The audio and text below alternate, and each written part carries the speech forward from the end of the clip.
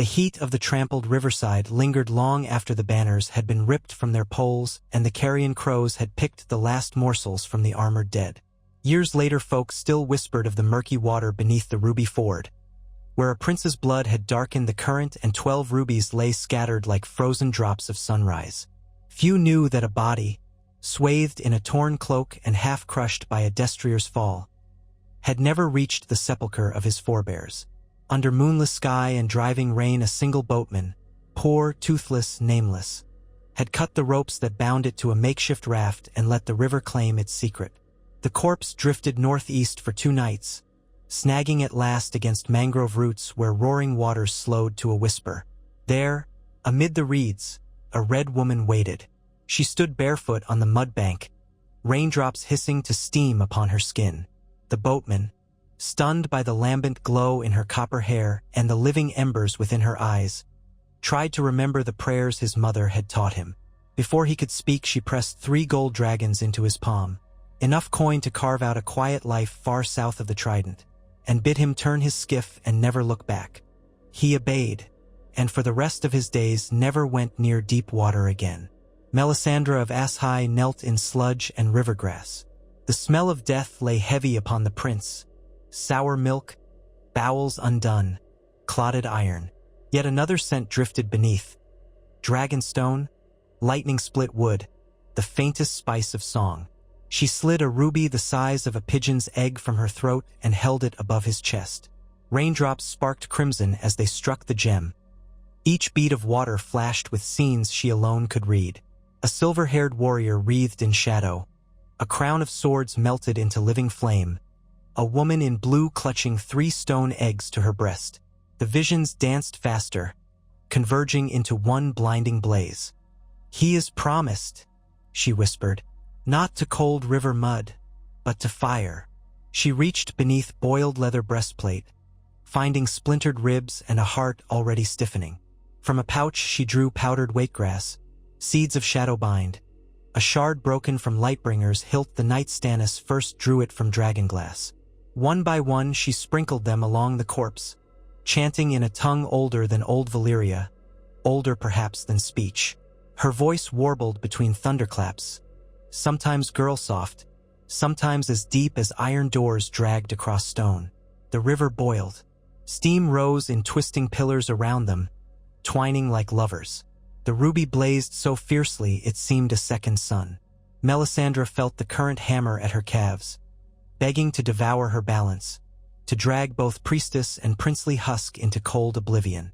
She braced, raising her free palm over the prince's brow as though to bless a child. "Azor Ahai, come again," she intoned. "Wake, Prince of Promise. Wake, Rhaegar Targaryen." The corpse lurched. Only an inch, a twitch of shoulder where muscle had already soured. Again. Then fingers spasmed within gauntlets, scraping rust. A breath rattled through collapsed lung. The ruby leapt from her grasp and settled between breastbones, burning a hole clean through the mailed surcoat and lodging against marrow. Scarlet light pulsed once, twice, then beat in steady rhythm, a second heart. When his eyes opened, they were not the violet of old songs but garnet, reflecting the hearth glow of the red god. A hiss tore from cracked lips, river water gushed out, mingling with thunder rain. He rose on shaky elbows, silver hair plastered dark against his cheeks. For a moment he stared at the muddy bank as a man might regard a stranger encountered at dawn. Then his gaze lifted to Melisandre. "Who?" The voice inside his throat was Ro Reed's scraping slate. Yet the accent, soft vowels of Dragonstone, trailing lilt of King's Landing courts, rang unmistakably highborn. "I am only a servant of Lawler." She dipped her head. "And you, my prince, have been spared the ashes to serve his will." Rhaegar drew breath again, steadier this time. He glanced at the night sky where rain clouds convulsed around patches of red flicker. "How long?" he rasped. 15 years since the Trident," she answered. "Robert Baratheon wears the crown you forged in rubies. Your sister seeks her destiny in the Far East. Your children. My children." A tremor shuddered through him. Some memories pierced the veil of death faster than others. He clenched his fists until knuckles split anew. "Tell me they live?" Viserys and Daenerys fled across the narrow sea as babes. Viserys clings to ragged pride. The girl, now a woman, stirs dragonfire in distant deserts. "And my firstborn?" Her pause was softer than the rain. Rhaegar closed his eyes before she spoke. Rhaenys, Aegon, the usurper's dogs ended them the day they stormed the city. She tasted ash on her tongue that belonged to another life, another priestess who might have wept. Melisandre allowed no tears. She pressed palm to his chest where the ruby glowed through rents and mail. This world drowned you once. Let fire remake you. Vengeance is a forge, my prince, and the smith waits. He swayed, then pushed himself upright. Bones popped, sinew knitted. Already the corpse stink faded, replaced by a faint smoke-sweet aroma of cedar hearths. When he attempted to stand, his griefs sank in muck. Melisandre guided him by the elbow, leading him through reeds to a hollow where dry driftwood lay stacked. She set a spark with flint, the wood caught like oil, blew at its heart. Your face is known, she told him when flames touched his skin and clothed him in dancing shadows. Your name doubly so. If you stride into King's Landing tomorrow, Cersei's spies will flay you alive to prove the beast is mortal after all. You must be smoke until the hour comes to blaze. He regarded her, eyes narrowing with nascent cunning. When I rode against Robert, the first believed prophecy would keep me. I was wrong. He flexed fingers as though testing harp strings reclaimed from flood. What would you counsel, Lady of Red? That you gather power quiet as embers beneath snow. The north burns, the riverlands bleed, lions claw at wolves, krakens snap at lions. In the chaos you will find space to breathe. She plucked a hardened pine branch from the fire and dragged Ember down the length of his ruined breastplate. Steel hissed and sloughed away until only blackened sigils remained. First you must vanish. Rhaegar bent, prying a knight's chain from his throat. The links crumbled. From ash he forged new resolve. Across the narrow sea he mused, my sister wakes dragons. If she succeeds, the realm will kneel or burn.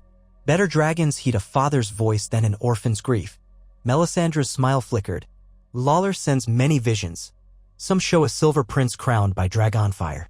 Others, she let the words trail into the crackle of pyre. Hidden among sighs of dry wood one might hear distant screams, children's and women's alike, echoing through red keep corridors not yet built. When I was young, Rhaegar said, I found scrolls that spoke of the prince that was promised. I thought first it was myself, then my son. I buried truth beneath song and steel. If gods breathed new life into this husk, perhaps the prophecy never lied, only waited. Melisandre scattered a handful of black powder upon the flames. Colors surged: emerald, amethyst, gold. In each hue she glimpsed stories unspooling, Daenerys riding winged terror above Meereen, Stannis brooding at Dragonstone with knuckles bleeding on the painted table, a bastard boy in ragged furs bleeding upon snow warwood roots beneath Castle Black. She shut her eyes against overwhelming light. The dawn we chase is blood red, she murmured. Steel your heart, prince. You will need secrecy, coin, and men unbowed by oaths to lines long broken. I know where such men hide. The Brotherhood of the Kingbreaker, he guessed. Sellswords and zealots. Not them. A company of golden brothers once swore to place a black fire on the throne. Their Sellsword hearts may yet stir for a true dragon. She watched him digest the irony, bastards dreaming of crowns forged for full-blood kings. More, there is a spider's web that binds Westeros to Illyrio Mopatis and Pentos. He keeps secrets like other men hoard mistresses. You need him until the moment you do not. Rain eased to mist. Night seated to copper dawn. Rhaegar stepped from fire shadow, his armor discarded, his black tunic steaming where ruby glimmered. Tom gnawed his memories oddly, Lyanna's laughter half-frozen, Elia's smile pressed like a flower within a lost book. Those ghosts rode at his shoulders, urging caution, crying vengeance, begging for peace. He did not know which voice was kindest. Melisandre tied a plain wool cloak around his shoulders. I will call you Aela Rivers, she declared. Another bastard knight crossing the sea for coin. With a finger she traced letters in soot on his forearm, runes that would mask him from lesser sorcery, cast his true face into motes of dust any time watchful eyes lingered too long. He marveled, flexing forearm.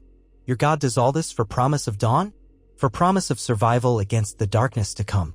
She gestured upriver. The dead do not rest, my lord. I have felt their cold breath at the wall. Ice marches even now. Rhaegar inclined his head as though accepting a harp from a courteous audience. I was raised on tales of others. My grandsire died chasing whispers beyond the frost fangs. If they stir, dragons alone will not save us. He looked west toward a realm he once loved enough to die for. Perhaps that is why I have been spared. They traveled by nightfall along forgotten goat tracks, avoiding burning farmsteads where fry banners fluttered and gray men hacked at charred timbers. Melisandre's presence doused pursuit, wolves skulked back into undergrowth, bandits felt sudden chill and abandoned ambush.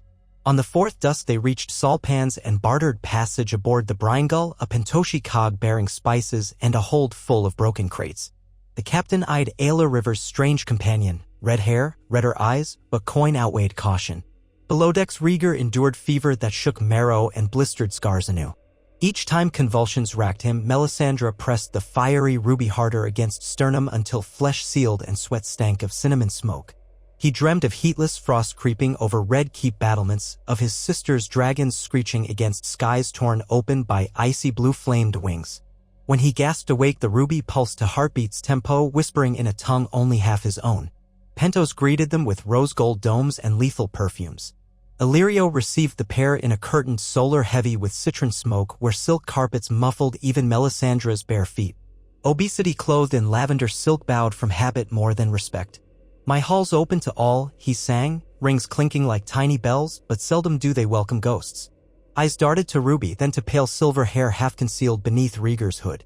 Illyrio had trafficked secrets since boyhood, recognition dawned like sunrise over the narrow sea. Yet he said only wine. Rhaegar accepted a cup, though taste remained ash. Melisandre refused, her gaze fixed on an ivory harpsichord by the window, a gift the merchant hoped one day to present Daenerys alongside armies. She smiled faintly, knowing what memory stirred in the prince. Illyrio plucked a fig from golden bowl. "I suspect you come seeking more than hospitality. Gold, ships, perhaps an introduction to certain cells word captains." "Information," Rhaegar replied. "Of my sister." "Ah." The merchant savored fruit like a secret. "She nears the city of Karth, trailed by eunuch palanquin bearers and 3 creatures thought lost to time. Dragons." The word hummed within Rhaegar's teeth. He closed eyes against sudden ache of longing. When opened they gleamed bright as the ruby. "I will ride beneath her wings," he murmured. "But not yet." He straightened, voice sharpening to command. "I need passage to Lys, a list of names within the Golden Company still loyal to the Blackfire dream, and forgery of letters bearing imprint of one Connington, if Griffin's roost yet breathes." Illyrio's brows arched. "Ambitious for a truant knight. Why the secrecy?" "Because crowns draw daggers, my lord," Melisandre purred. "And dawn has not broken." She breathed over Illyrio's goblet. Red wine frosted, though the room baked in noon heat. The merchant's jowls paled. By winter's first hiss Rhaegar sailed south aboard the Lavender Swan, posing as guard to a Lysine courtesan, whose laughter masked that she was Melisandre bound in glamour. Every port brought whispers of the War of 5 Kings.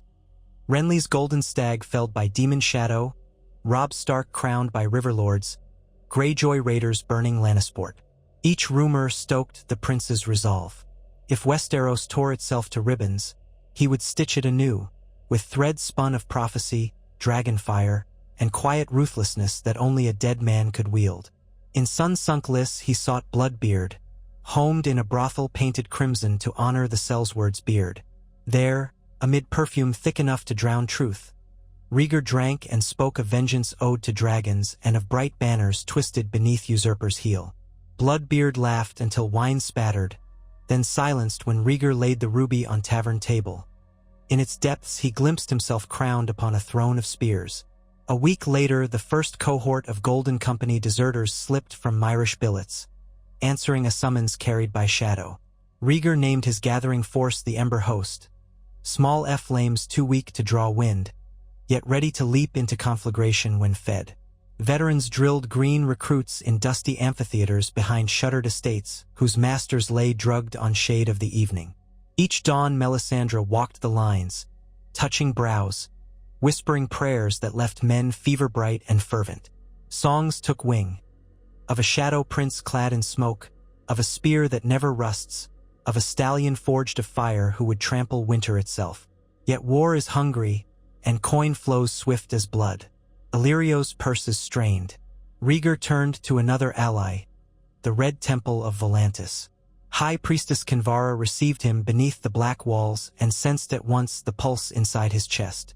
She kissed the ruby through cloth, proclaiming him Heart of Flame. Before he departed, 3 red priests rode at his side and a ship's hold swelled with jars of wildfire. Green kiss of the Mad King, reborn for sober purpose. Late one glass-dark night when candles guttered low, Melisandre found Rhaegar seated atop an unfinished tower overlooking shipyards where his vessels tarried. He cradled a six-stringed harp, moonlight-gilded mother-of-pearl inlays shaped as dragons. His fingers hovered but did not play. "You still mourn," she said. "Every note I once strummed had her name in it." He did not clarify whose. "In death's quiet I heard no music, yet I dreamed of chords that could unmake sorrow. Now I breathe again and cannot bring myself to pluck a single string." "Music will return when the world is mended," she assured. "But first you must break it further." "Such as forge work." He studied her, and the wind stilled. "I see futures when I dream, my sister seated on a throne of dragon bones, another where she falls beneath winter sky and the throne lies buried. In one, a bastard in black brandishes my father's sword ablaze with dawn." "Which is true?" "Truth is a many-headed dragon," she answered. "Cut one head and another snaps. Our task is to guide the beast toward the dawn we desire." Rhaegar set harp aside and rose. "Then let us shape the WIRM." He gathered his lieutenants in candlelit crypt beneath Lysine bathhouse, maps spread across sarcophagus lids. A course emerged, sail north past Pentos under neutral flags, land unseen upon Massey's Hook where night fires would signal loyalists, still hiding amid Stormlander ruins, strike clawsharp at Storm's End to test Baratheon's strength. If the stag weakened, dragons might press antler to ground before sunrise. Yet as plans flowered, tidings bloomed of darker hue. Robb Stark butchered at the twins, gold-red roses wilting beside Blackwater ashes, and at the wall a horn blast never heard since the Age of Heroes. Wildlings poured south, led by a king in furs. Behind them moved silence, long, endless silence cracking underfoot like lake ice. The others had woken. Rhaegar felt an old chord vibrate at the base of his spine, older than harps or prophecy, the primal fear of night that once drove the first men to raise walls of frozen stone. He pored over scrolls Melisandre stole from Ass High, inked in blood, bound in cured skin. Ancient glyphs foretold a prince reborn beneath bleeding star, bearing sword of living fire, carrying the dawn within his chest. Every word seemed to carve deeper into the ruby embedded against his heart. "The war for the Iron Throne is but prelude," Melisandre warned, pressing warm lips against his ear in the hush before dawn muster. "Win or lose in King's Landing and still the darkness comes. Your dragons, your armies, your harp songs, none will matter if the long night swallows them all." "Then I must unite them quickly," he answered. "My sister's dragons, the last fires in this world worth kindling, cannot meet ice alone. If she will not bend, she must at least listen." "And your usurper?" A faint smile ghosted his mouth. "Robert drinks himself towards gout. Let the wine conquer him in my stead." Trumpets echoed beyond balcony doors where Lysine marines drilled amid gull cry. Rhaegar donned scale hauberk blackened to soot, clasped wolf-grey cloak at clavicle, and descended spiral stair to address the ember host for first time unshrouded. Men who had sworn to smoke-shrouded myth beheld his face, and none doubted the blood of old Valyria returned. He spoke not of vengeance but of balance, the realm cracked by greed, nightspawn creeping through fissures, and dawn lying beyond a single, staggering march. When he finished, silence reigned, then a roar rose, low and building like storm surf smiting cliff face. They stamped spearbutts till the stones trembled. That night Melisandre watched him sleep, fingertips drifting above ruby glow. In its pulsing facets she saw the crown of swords again, this time melting, reshaping into filigree of frost and flame intertwined. She did not know whether to rejoice or fear. She bent, placed her ear upon his breast, and listened to two hearts drum in unison, one mortal, one forged of living fire. She whispered a prayer for mercy few priests of Lawlor ever dared voice. At first winter's howl, the ember host unfurled black sails painted with a single ember-red dragon eye. They slipped from lists as dawn painted the sea like blood. Rhaegar stood at prow, silver hair whipping, face hooded. Beyond horizon waited a continent distracted by feuding kings and hungry crows. He wondered whether any would recognize him before trumpets shattered sky and dragons cast their titanic shadows over snow-choked fields. His hand drifted to harp slung in felt case by his hip. He plucked one tentative string. The note trembled through salt air, pure, golden, impossibly clean. For heartbeat, he was Rhaegar of the trident, violet-eyed prince in polished armor, enough beauty in his voice to make maidens weep. Then the note bent, warping to low growl of smolder. He let it ring until his men fell silent and gulls wheeled in stunned hush. "Song of Ash and Dawn," Melisandre named it, stepping to his side. "Not yet, Feeny." "Shed," he said. "Nor is the world." She reached for his wrist, steadying the strings. "Play it when the sun rises on a sky free of night's pawn. Until then, let steel and flame be your chords." He nodded once, and the fleet bore him toward a destiny twice dealt, reborn in fire, unsung but inevitable as dawn. The roaring sea struck the prow of the ashen swan like mailed fists, but the narrow-hulled galley cut through each blow with the certainty of a knife parting silk. No banners flew upon her single mast, only tattered gray canvas, but below the deck 100 sails words knelt shoulder to shoulder in a silent vigil that mocked the howling wind. They listened to Melisandre recite prayers in the tongue of shadowbinders. Each word floated between the beams like burning cinders, too bright to name yet too faint to scorch. When she finished, the men drew small daggers and scraped their edges across the coarse planks until sparks leapt and died. It was an oath, though none could later repeat it, for oaths spoken in shadow were bound by deeper iron than law. Rhaegar watched from the companionway. Spray slicked his silver hair to cheeks that had forgotten warmth, yet the salt sting roused something fierce behind his ribs. He was not the bright prince of tourney fields now, but a revenant shrouded in the rags of a common knight, cracked vambraces stained black, wool cloak threadbare, steel half-pitted.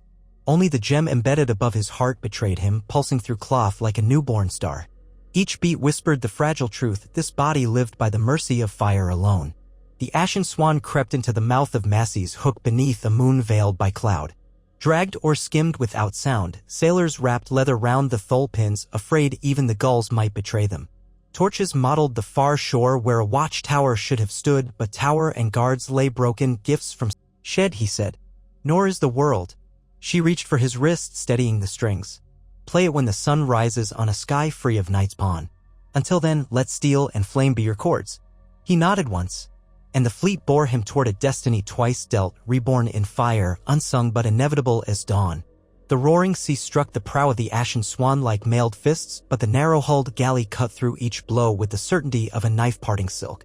No banners flew upon her single mast, only tattered gray canvas, but below the deck 100 sails words knelt shoulder to shoulder in a silent vigil that mocked the howling wind.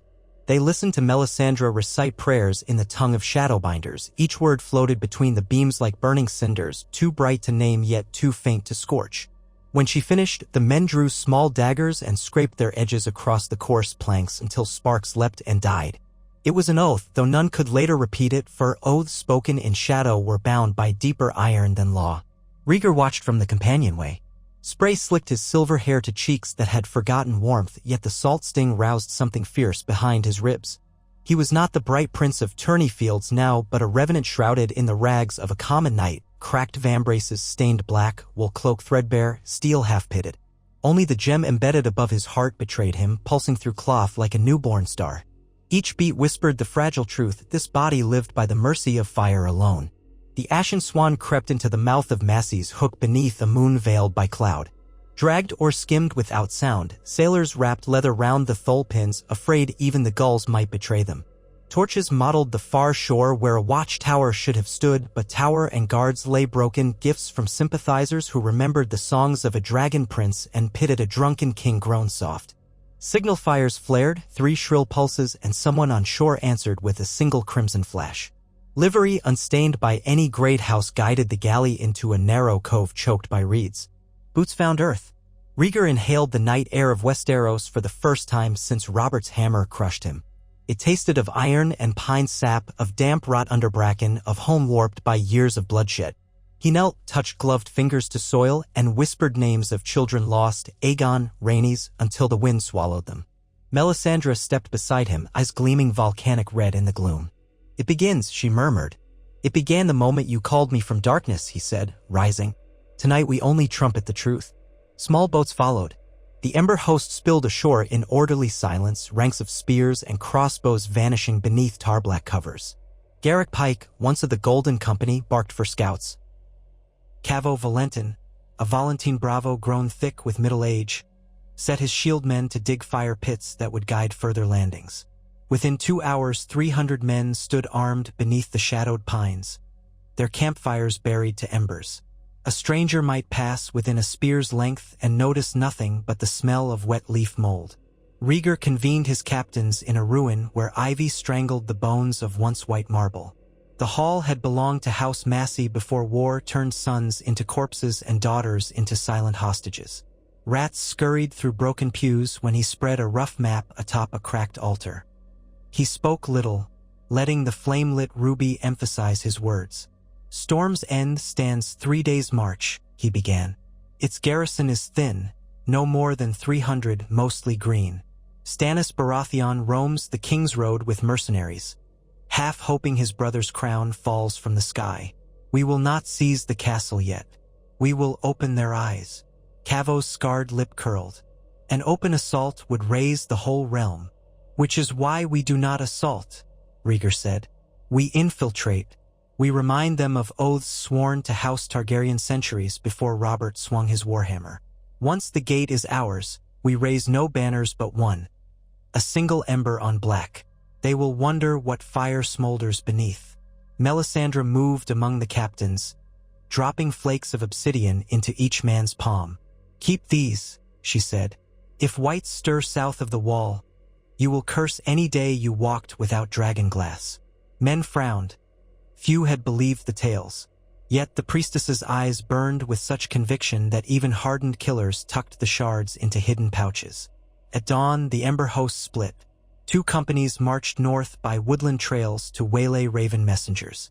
Rhaegar donned chain stole and simple greaves and rode with a party of 14 toward the ancient fortress. A knot of fisherfolk guided them over tidal flats and through ridges of stone where signals could be sent unseen. The fisherfolk remembered dragons too. They left smoked eels on stones as tribute, murmuring prayers to Prince Aemon returned. Rhaegar never corrected them. Storm's End rose from chalk cliffs like a fist clenched against perpetual siege. Fog crawled about its drum tower, muting the first horns that announced a ragged column of beggars approaching from the south. Cloaks thrown over rusted mail. The Dragon Prince's vanguard shuffled barefoot through the gates at dusk, led by a limping widow who pressed sagging breasts against each guard's cuirass in farewell. They left tokens with the sentries, salted fish, cheap ale, a bag of cracked rubies too small to tempt suspicion. Garrick Pike winked as he passed. If the guard noticed the Ironborn Seawolf tattoo, he asked no questions. Within the hour, Rhaegar walked unchallenged across the round keep's mossy courtyard. The garrison drill master bellowed at recruits hacking straw soldiers. Cooks slopped onion broth into chipped wooden bowls. A lone maester cursed gulls as they pecked parchment drying on a line. The castle lived as it always had, ignorant that its walls now cradled the heart of wildfire. Rhaegar allowed himself 2 hours to memorize rhythms, the watch's rotation, the path from granaries to cellars, the habits of the castellan who limped along parapets each dusk with a jug of cider. Then, beneath the first stars, he slid into the winding postern stair that climbed the belly of the drum tower. 2 guards lounged at its summit playing tiles by torchlight. He stepped from shadow, broke one man's windpipe with a gloved palm, and drew the ruby knife Melisandre had forged to silence the other. The red gem in its pommel flared once, swallowing the guard's dying gasp. By moonrise, the barbican port chain rested in Rhaegar's palm. With a gentle pull, he could let Storm's End gape like a wounded maw. He flattened his palm against stone. The fortress throbbed beneath, alive with memory of a boy who had once besieged it for a year against 700 ships. Stannis Baratheon was that boy grown stern, yet the walls still whispered his name. If he could be made to believe in dragons again, the realm might yet fold itself into a single blade. Thunderheads loomed out at sea, mirroring the pounding behind Rhaegar's ribs. He breathed, pressed the ruby hilt to lips, and returned to the courtyard. Garrick and 10 men passed the outer ward disguised as drunken sailors before midnight, slipping into the stables. They emerged clad in the livery of Storm's End, yellow-crowned stags upon storm green, but their collars bore a subtle stripe of ember red. To any watchman, they were simply comrades taking midnight relief. The signal came in the hour of the wolf, a low horn, single and mournful, drifting from the woods. Rhaegar loosed the chain. Gates groaned. A column no broader than a man and horse slipped through. 60 emberfoot, faces soot-blackened, halberds wrapped in cloth. They vanished among outbuildings. Somewhere a hound growled, then whimpered as Garrick's boot cracked its skull. Still, none raised alarm. They converged on the round keep, 80 men now in the stair, torches newly lit. At their head Rhaegar ascended, feeling every heartbeat echo through stone. Near the top he called halt. The castellan's door waited, barred only by an iron latch. Pike shoved forward, axe gleaming like wet bone, but Rhaegar touched his wrist. "Let him see," he whispered. The castellan, Lord Ronnet Penrose, jerked awake as the door crashed inward. 30 blades shimmered around his bed. Rhaegar stepped alone into the candle glow and pulled back his hood. Silver hair spilled over shoulders, red gem burned like dawn upon chain mail. Penrose's stammer curdled to silence. You died, he managed at last. Once Rhaegar conceded, and I returned to find shadows stalking the realm while stags squabble over carrion. Will you help me mend what war has torn? Penrose stared as if at a specter, then glanced to the ruby. A warmth spread in his eyes, grief unspooled, regret curdled, hope reborn. He swung legs from bed and knelt, the sheets tangling about his shins. My father bled for the dragons, he murmured. I kept my oath in secret, though Robert's spies watched. Storm's End is yours. Not mine, Rhaegar said. The realm's. But we must hold until the rightful king arrives. Viserys? Penrose asked, uncertain. Viserys weighs less than the crown he covets, Rhaegar answered, but Daenerys, my sister, returns soon with fire sworn to her soul. Until she lands, we forge alliance. Before dawn, Penrose's sigil banner, a crowned black stag on gold, came down. In its place unfurled a sable field bearing a lone ember. Farmers in the foothills saw it that morning, and word flew quicker than ravens. Storm's End burned to a mysterious cause. Caravans whispered of ghosts taking to the seas. An old man in a sceptre claimed Arthur Dayne's spirit strode the courtyard. And across the sundering rivers of rumor rode Tyrion Lannister's silver-tongued informants. A week later, quarrels erupted in the Red Keep. Cersei crushed goblets against stone and blamed Qyburn's whisperers for failing her. Tyrion paced ramparts with Varys, both spy masters trading riddles. When news came that the garrison at Storm's End still drilled under a castellan named Penrose, confusion only deepened. No threat, apparently, no banners of the fiery heart or the three-headed dragon. Merely a fortress closed against every side. But Stannis learned the truth more swiftly. He rode into the yard on a black courser, cloak sodden from winter drizzle, jaw clenched so tight Melisandre feared the muscles might snap bone. Rhaegar watched from the round keep balcony as the Lord of Dragonstone dismounted. Stannis's men eyed the ember banner with suspicion, some spat. Yet none drew blade, for the great gates held by Stormlander archers would have loosed quarrels enough to blot daylight. Castellan Penrose ushered the would-be king to the high chamber. Brawnwood doors shut on wind and the waiting hush of history. Rhaegar sat at a trestle table, hood lowered but face unmasked. Behind him Melisandre leaned in the gloom, her red eyes luminous. Stannis halted 5 paces inside, gauntlet hand falling to sword hilt. Damp hair clung to his temples, fury lit him from within. Say your name, he demanded.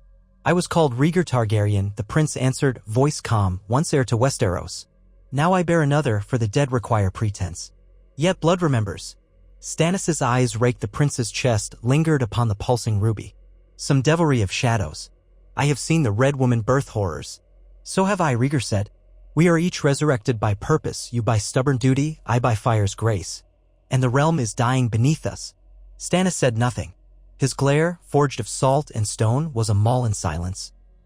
Finally he stepped closer until torchlight painted both men in orange streaks. My brother won the throne by killing you, he said. Yet his crown rots. I claimed it by right, and I will not bend knee to any pretender, living or revenant. I do not ask your knee, Rhaegar replied. I ask your sword until the dead march. The snows fall earlier each year, and wildlings pour through the wall. Night gathers. Even your ambitions freeze in its shadow. Stannis opened his mouth, perhaps to scoff, but Melisandre stepped forward. She produced a roll of parchment sealed in black wax. The seal cracked under Stannis's glove. Inside, charcoal sketches detailed a creature like nightmare, 8 feet tall, flesh pale as moonlit milk glass, eyes bluer than the heart of winter. A note in a meticulous hand explained the vantage scrawled by a ranger of the Night's Watch, pinned to his own corpse when wildlings found him. They moved south, Melisandre whispered. Your god of light showed me their king on a glacier of silent screams. I saw the red comet split the dawn when his army crossed the frost fangs. If we quarrel, we feed them children. Stannis's lips drew thinner. The wall is not my concern while Lannisters hold King's Landing. Then make it your concern because winter does not spare bloodlines, Rhaegar pressed. Strike at Cersei with dragons at your flanks and the realm will rally or perish. But stand apart and you will see your family name etched on a frozen cairn beside hers. The only sound was the crackle of pitch-soaked torches.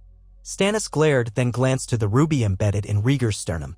Prove you are who you claim, he said at last. Rhaegar spoke then of things no spy could know, a gift of a silver toy ship he had given Renly at 4, how Stannis had broken the mast and cried from shame, the night at Dragonstone when they studied maps by candlelight while their fathers warred. How Rhaegar teased him for falling asleep mid-sentence.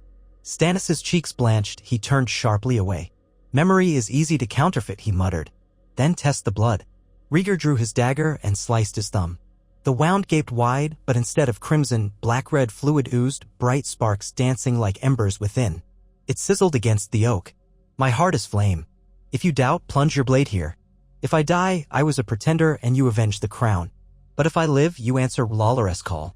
Melisandre's breath hitched, for the prince gambled his borrowed life on a stubborn man's pride. Stannis' sword rasped half from sheath, glinting like frost. He hesitated, cold ward with duty in his eyes. Finally he shoved the blade back. I will not be another Robert, he growled. Keep your sorcery. I will keep my sword. But he exhaled a sharp fog. When we march on the Lion Queen, I will see your banners shoulder mine. Afterward, his finger jabbed toward Rhaegar's chest, we settle who wears the crown. Rhaegar bowed his head, neither in submission nor mockery. When dawn breaks the long night, let the realm decide. An accord inked itself between two men forged in very different fires yet tempered now by a common enemy. Rhaegar ceded command of Storm's End to Stannis' loyalists, though an Ember garrison remained silent within its walls. Stannis allowed the Ember banner to fly beneath the crowned stag with one condition. No whispers of Targaryen resurrection reached the ears of the realm until proof of dragons burned above the horizon. Rhaegar accepted. Secrets were embers too, kept close they warmed, exposed they set wildfires he was not ready to contain. In the weeks that followed, Storm's End transformed into a forge of unlikely purpose. Smithies pounded night and day, reforging shattered Baratheon plate into curious helms of black iron with ridged crests that suggested scaled dragons. Archers drilled with obsidian-tipped arrows shipped by Melisandre's acolytes. Maesters peeled back moth-eaten charts of the great northern lakes, noting passes now impassable by snow. Each dawn, Melisandre lit bonfires upon the beach and walked barefoot across searing coals, chanting that the night is dark and full of terrors. The cell's words grew used to the scent of burning flesh unmarked by blister. Rhaegar found little rest. Dreams plagued him, icy plains where wolves howled beneath curtains of green flame, a silver-haired girl cradling 3 dragon eggs that bled molten gold, a one-eyed crow perched atop the iron throne, feathers dripping shadow.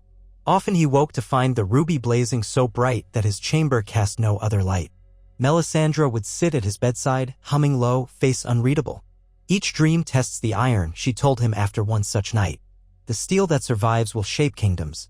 When steel bends, he countered, it snaps. Or it learns to flex. One dawn, horns cried alarm from the gatehouse. Lantern light glowed in the full gloom. A lone rider, cloaked in ragged furs, collapsed upon a sway-backed palfrey at the drawbridge. Rhaegar and Stannis strode together to meet him. The rider's hair was crusted white with frost, his hands, when unfurled, were blue. Yet he clutched a bundle wrapped in sable. He sought Stannis, but his eyes slipped to Rhaegar, widened, and refused to let go. I came from Mole's Town, he croaked. The watch is bleeding. Ranging parties vanish. We sent ravens, they never reached Eastwatch. Somebody must stand for the realm. He thrust the bundle forward. Within lay a darkened blade, fine eastern steel, Valyrian by the smoky ripples along its edge, but the grip had shattered and the fuller was clogged with a frost the color of old milk. Rhaegar's breath hissed. This was Longclaw, sigil sword of House Mormont, gifted to a bastard once named Snow. Ice coated it like hoarfrost in a crypt. Where's its bearer? Rhaegar asked. Gone, the man gasped, tears freezing on his lashes. He fought one of them barehanded to save 2 boys, lost his blade, then passed beyond the wall hunting answers. That was moons ago. We fear. His words broke. Rhaegar lifted the sword. Cold traveled through glove, burning deeper until it pressed bone. The ruby's pulse faltered. Melisandre stepped forward, bustling crimson robes, but he waved her still. He felt the chill, lived it. A prince had died in river water. A fire-shaped man now felt winter's bite. Prepare the host, all silent one day longer. I beg it not for my sake but for the realm. Manderly swallowed, nodding. He pledged wagons of supplies, draft horses, and 500 Manderly swords to escort the column north. If we never return, he said to Stannis, tell the singers my sons marched. The King's Road resembled a scar healed rough and crooked. Carts toppled into drifts, small folk dug burrows beneath ruins where hearths once crackled. Children watched the marching host with eyes too old. Rhaegar gave orders that no barn be taken without coin, no woman touched without her yes, no grain seized unless gold left behind. Some veterans muttered this was war fought with glove leather instead of gauntlet iron, but his captains repeated the command daily. The hosts passing left behind strange tales of Selzward's paying double price for hay, of a solemn prince who healed a fevered infant by placing a burning ruby to the babe's brow until the sickness fled in a breath of steam. Rumors outpaced ravens. By the time they reached the last hearth, banners of Karstark, Mormont, and Hornwood waited at the crossroads, their lords bowing heads to Stannis out of law and to Rhaegar out of awe they did not understand. At each nightly camp, Melisandre stoked skyward fires. Flames danced high, painting clouds copper, warding the creeping chill that stalked men's marrow.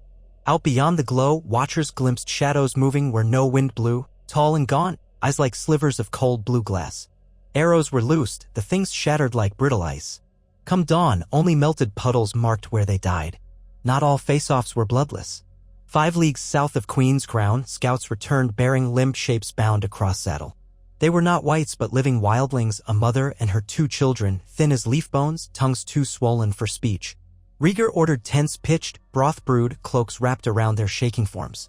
Some Stormlanders grumbled they were enemy raiders deserving a rope. Rhaegar met their eyes until the complaining stopped. At dusk the woman spoke enough Westerosi to warn them, the others pressed at the wall near the Shadow Tower, driving living men before them like cattle. Her mate had died buying time for her flight. The children carried no names, for naming was hope and hope invited grief. Rhaegar ordered her escorted south to White Harbor with a purse of silver. They will forget my face, she said, bewildered. They will remember generosity, he replied. It has sharper teeth than swords against cold. Longclaw traveled on his hip. Some nights he drew it, studying the web of rhyme that never fully thawed even before a forge. When he slept, he dreamt of a boy with dark tangled hair, face pale and resolute, kneeling atop a frost-rimmed mound as ravens circled. The boy's eyes glowed amber, not blue, and between his hands burned a sword of dusk-pale light, half shadow, half sunrise. Rhaegar would reach, but the dream always shattered with the crack of banners in pre-dawn wind. Mole's town lay abandoned, burrows gouged like open graves. Craster's keep was ash. At Castle Black, they found the outer barbican still smoking from a recent siege. 200 men remained of the Night's Watch, gaunt and feverish, commanded by a one-armed steward named Bowen Marsh. He greeted Stannis with gratitude, yet eyed Rhaegar as if witnessing prophecy stepped from parchment. We have seen the White Walkers, Marsh whispered, in the solar where once sat Lord Commanders. They slaughter and raise the slain before breath cools. Our brothers hold the gate at the Shadow Tower, but for how long? Rhaegar lifted Longclaw, its ice crust hissed when torchlight touched. This belonged to a brother of the Watch. Lord Commander Snow, Marsh said, throat tight. Gone beyond the wall with Tormund Giantsbane. A full quest, but he believed league with the wildlings our only chance. I argued, we quarreled, now he is lost. Rhaegar turned the blade, studying milky frost. Perhaps not lost. Perhaps forging what we need. That night ravens croaked uneasy in cages. Snow fell in curtains so thick torches burned fuzzy halos. Stannis convened his commanders. They would ride west to the Shadow Tower with every man who could bear spear, relieve the garrison, then sweep north to harry White Walkers while Rhaegar remained at Castle Black to marshal fresh arrivals. But Rhaegar refused. My place is where the night is darkest, he said. If prophecy revived me, then let prophecy shield the wall. Stannis tried to argue, but Melisandre seconded the prince. To leave him behind is to sheathe Lightbringer while darkness swings freely. He rides. So it was decided. Dawn, though dawn never truly broke, only bled grayly, found Rhaegar mounted upon a black courser stripped from a dead ranger. Beside him rode Stannis, jaw snow-rimmed, eyes flinty. The Ember host and 2,000 more rode behind, torches guttering. At their flank marched giants. 6 survived of those who crossed with Mance Rayder, each sworn now to defend the Fire Prince after he stepped forward and addressed them in halting old tongue learned from yellowed scrolls. Giants responded to respect as much as to fear. They reached the Shadow Tower on the 7th day. What they found stole language from hard men. The fortification's upper half lay sheared away as though some titan gouged iced stone with a crescent blade. Snow blanketed shattered parapets. No ravens circled, only carrion crows teasing scraps from heaps. We must stop because tokens.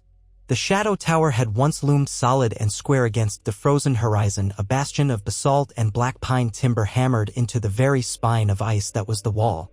Now half of it lay in jagged ruin.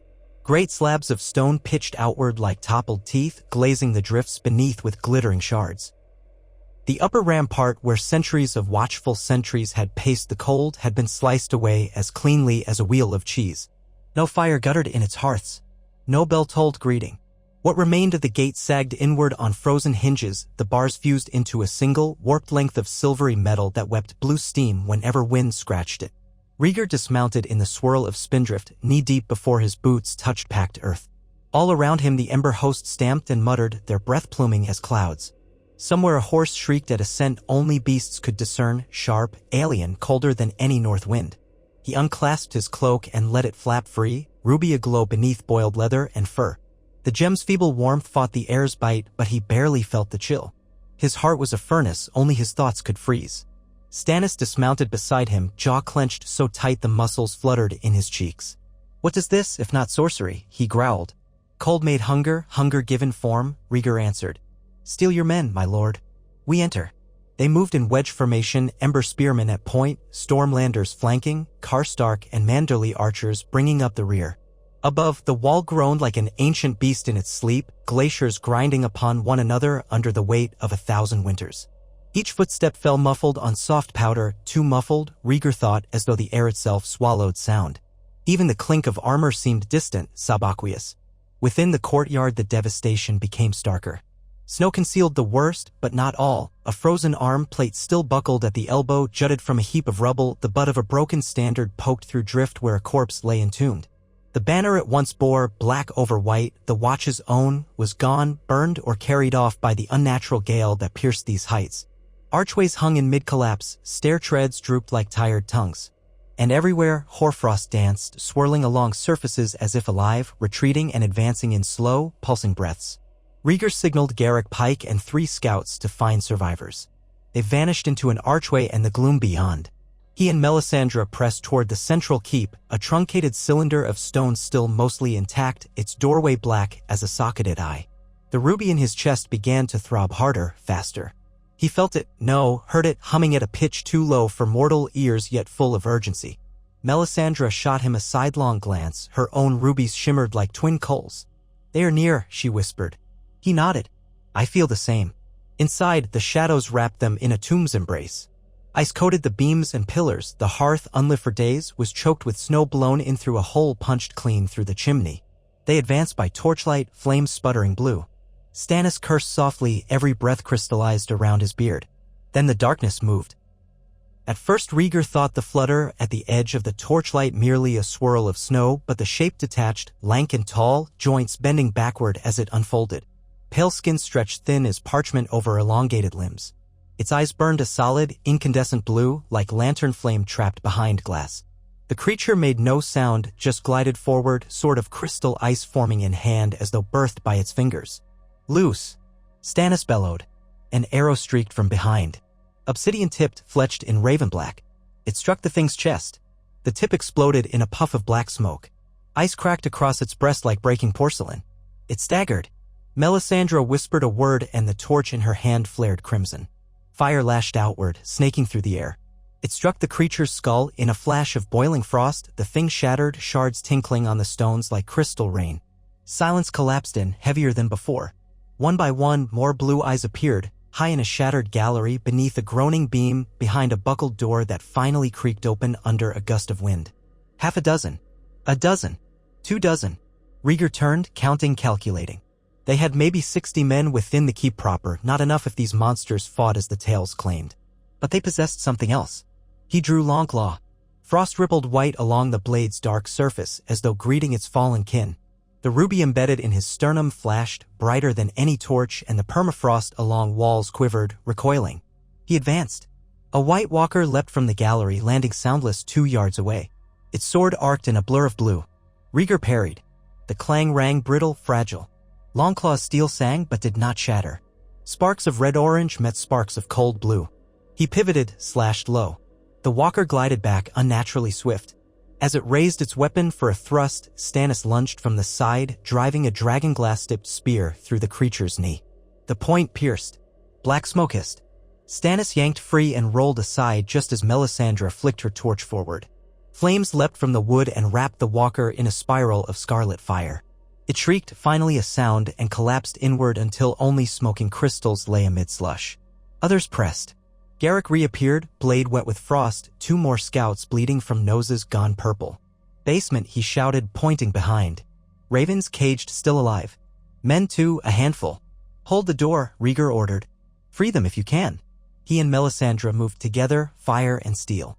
The Red Woman chanted, voice vibrating with unearthly harmonics. Each phrase sent gouts of fire flicking from torch tip, splashing onto icy swords. Rhaegar danced beside her, parrying, riposting, Longclaw trailing red sparks wherever frost tried to creep up its edge. The ruby thumped like a drum, fueling him. He felt no fatigue, only a deep inexorable heat. But for every White Walker felled, another slid from gloom. Their numbers threatened to swallow the hall. A horn blew outside, low and booming Karstark signal. Stannis shouted for the men to fall back, form shield walls at the entrance. The Stormlanders retreated, dragging wounded. Melisandre burned a path, Rhaegar guarded her flank. They emerged onto the courtyard again, just in time to see the wall itself stirring. Above the mangled watchtower, a fissure of ice split, crack racing along the frozen rampart. Bit by bit, chunks peeled away. Something enormous loomed in that newly formed gap, a silhouette of equine shape, but wrong, elongated and skeletal. An undead horse, half flesh pocked with rime, stood upon the ridge. Astride it, a tall figure wearing an armor like mirror ice surveyed the scene with eyes so bright they cast long shadows downward. In his hand, a spear of ice, jagged and barbed, tip pointing toward Rhaegar as though to mark quarry. The Night King, Melisandre breathed, though no words left her lips. Rhaegar felt heat drain from his limbs, but the ruby blazed harder, defiant. He stepped forward. Spears lifted around him. Arrows knocked, but the Night King did not descend. He raised his hand. Fingers curled in a slow fist. At once, corpses buried in snow began to shift. Arms twitched, torsos writhed. Dead Watch brothers, dead wildlings, even dead horses all heaved upright, their eyes igniting with pale sapphire flame. A groan rose as if the wind exhaled through every throat at once. Dozens, no, hundreds of wights swarmed the expanse before the gate. Archers, Stannis roared. Obsidian-tipped shafts flew. Some shattered skulls. Wights fell, but more clambered over them. Garrick's Ireborn hacked at the first wave, Seek's blades flashing. Rhaegar waited in beside them, Longclaw a black flame. Wights exploded when struck, spewing shards of brittle ice. Yet the press did not slacken. Then something changed. Over the cacophony of clash and crack, a new sound swelled, a deep thrumming, distant yet unmistakable. Air pressure shifted. The snow-choked sky peeled open, revealing a smudge of bronze scales and beating wings. A second shape, pale green-gold, swooped behind. A third, black-red, soared higher still. Screams and shouts lifted from the living and the dead alike. Dragons! Rhaegar's chest tightened. He nearly faltered as Balerian's phantom memory overlapped the scene, fire mirrored on scale, shrieks of small folk far below. But these were living creatures, not echoes. 3 dragons banked above the wall, diving in perfect formation. Flame streamed from the biggest, black-red he recognized instinctively as Drogon. Fire hammered the ridge, engulfing ranks of wights in an instant. Viserions' pale flames washed a second wave. Regal, bronze and green, swooped lowest, torching the ruined tower from which the Night King surveyed. Ice met fire. Steam thundered skyward, clouding vision. The Night King's silhouette cut through scalding vapor, untouched. He hurled his ice spear. It hissed through the air, trailing shards. It struck Regal's flank. The dragon screamed, a sound of tortured stone, and banked wildly, crashing wing-first into the wall. Snow avalanched from the impact. Rhaegar's heart lurched. He sensed through the ruby perhaps a dragon's agony. Memories stirred, cooing over a hatchling. Elia laughing as dragon-shaped puppets danced for their children, Lyanna's voice like wind in reeds. He shouted wordless rage and carved through 2 wights at once. Fire raced through his veins. Above, Drogon roared, veering to shield his wounded brother.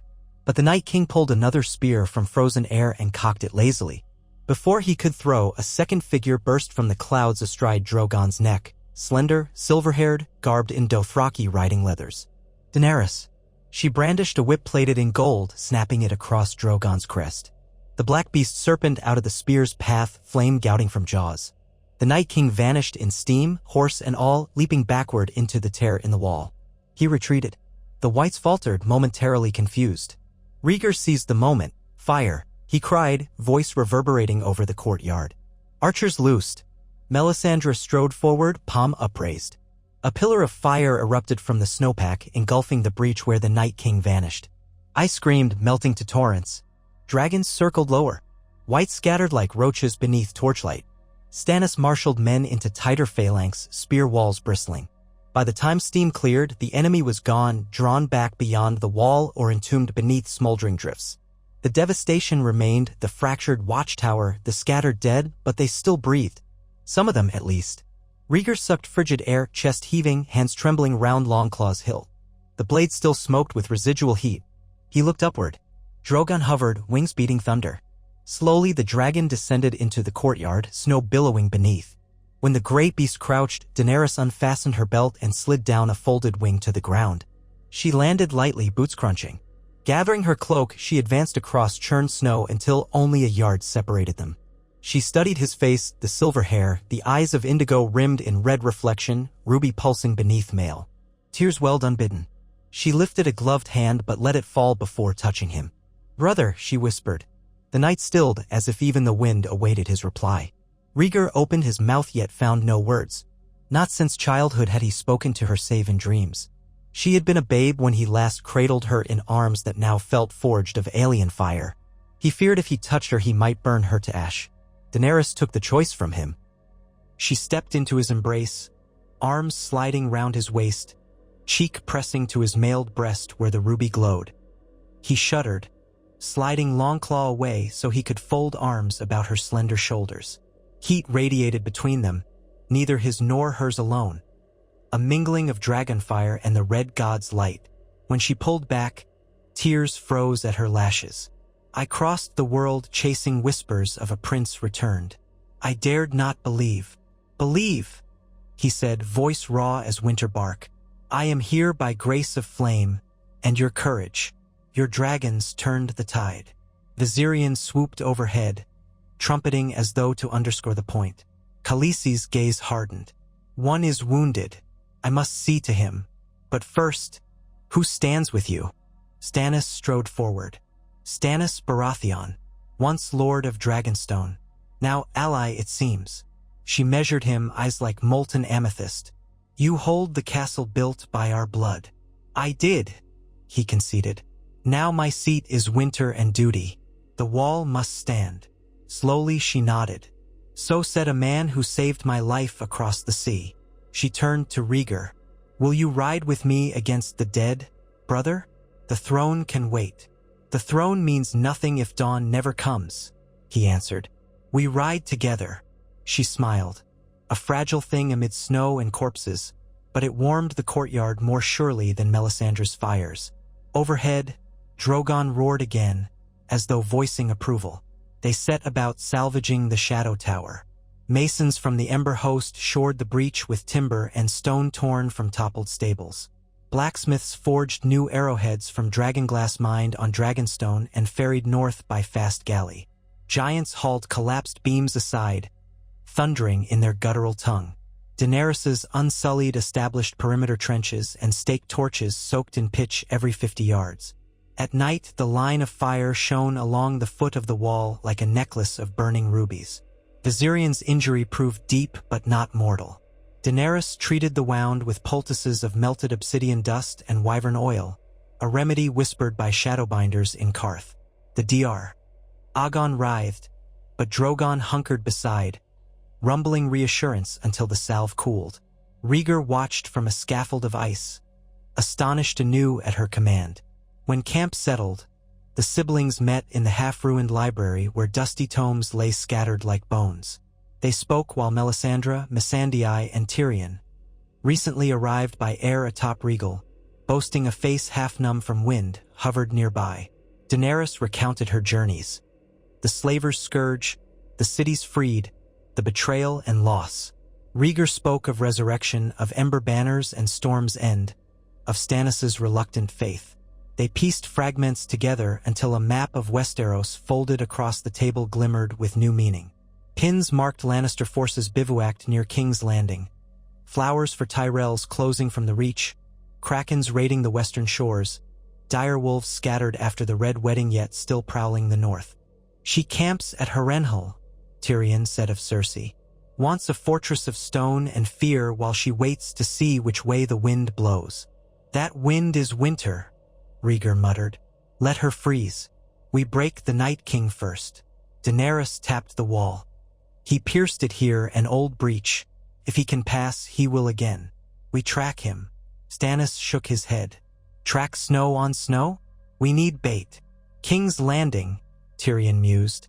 Cersei will never open her gates, but she may lure the dead south herself. Half the city's graveyards lie outside the walls. An easy harvest once the walkers breach. That cannot be allowed, Daenerys said. Rhaegar studied the map, rubbing a thumb over the ruby embedded in his breast. A pulse of warmth flowed up his arm. An image flickered behind his eyes. A boy in black curling over a mound of stone, sword of dawnfire in his hands. Words surfaced, half-remembered prophecy. When the song of ice and fire meets, dawn shall break. Jon Snow, he murmured aloud. Tyrion raised a brow. The bastard of Winterfell? The sword I carry was his. The ice upon it has not melted, though fire licks its edge.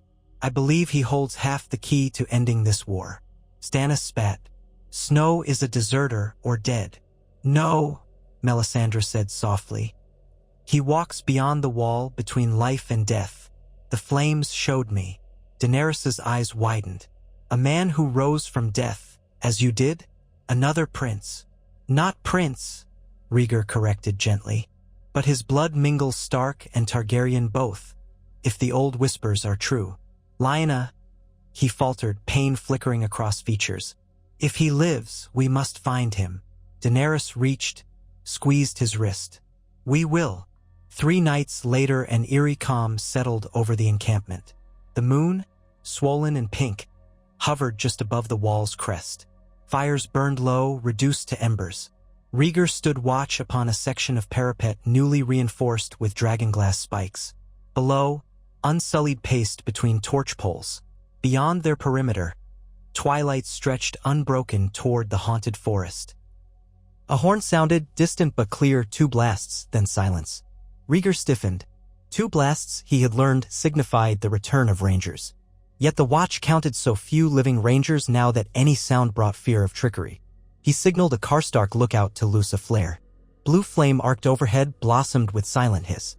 In that cold light, shapes emerged between trees. 3 riders, gaunt and ragged, slogging through drifts.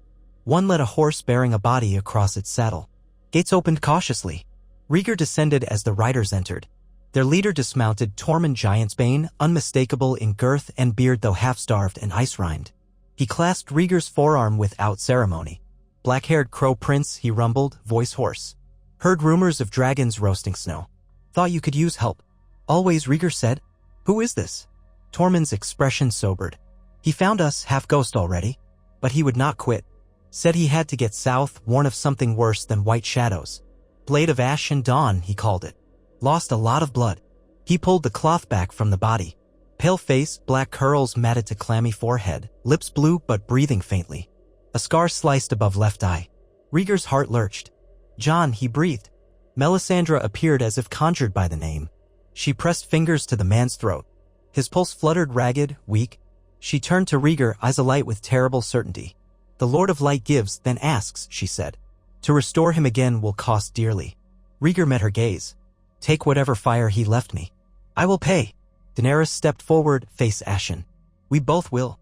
They carried Jon Snow to the old common hall where stone roots of the wall itself shot through foundations like frozen lightning. Melisandre drew a circle of obsidian shavings about the table upon which he lay. Candles of blood wax ringed his body, each flame flickering green.